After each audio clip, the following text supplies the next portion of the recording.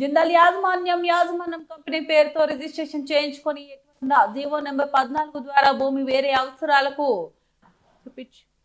వేరే అవసరాలకు బదలాయించి దోచుకోవడానికి కుట్ర పన్నిందని ఏపీ రైతు సంఘం జిల్లా ఉపాధ్యక్షులు తెల్ల జగన్ ఆరోపించారు. బుధవారం బుడ్డవరలో నిర్వాసితుల శిబిరం వద్ద మాట్లాడుతూ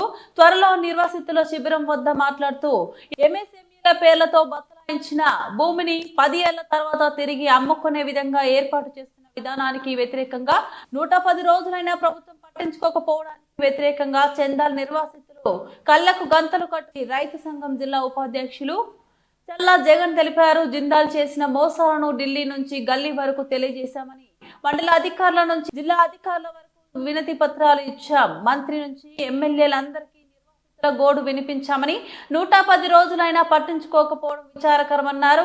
కంపెనీ కడతామని వద్దనున్న డి పట్టా భూములను అన్ని లాక్కొని ఇప్పుడు పారిశ్రామిక రియల్ ఎస్టేట్ కు తెగబడడం అన్యాయమన్నారు. ఆనాడు ఉద్యోగాల పేర్లు నమ్మబలికి నేడు నిర్వాసితులను అనగతొక్కడం అన్యాయమన్నారు. నిర్వాసితులకు న్యాయం జరిగే వరకు నిర్వాసితులందరికీ వారి భూమి వారికి అప్పగించే వరకు నిర్వాసితులు పోరాడుతూనే ఉంటారని అన్నారు.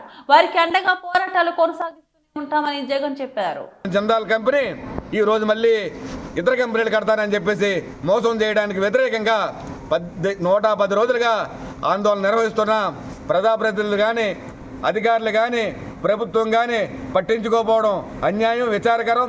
ఇదే విషయాన్ని ఢిల్లీ నుంచి గల్లీ వరకు తెలియజేశాం.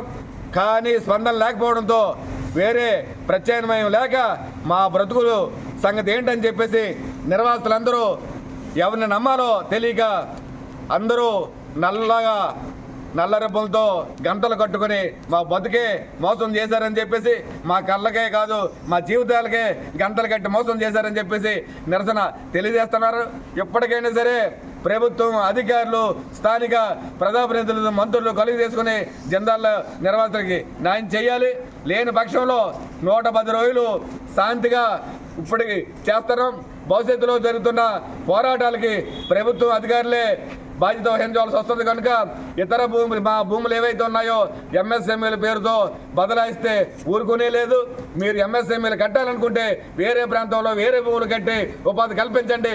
మా భూములు కానీ తీసుకుంటే అంగీకరించేది లేదు.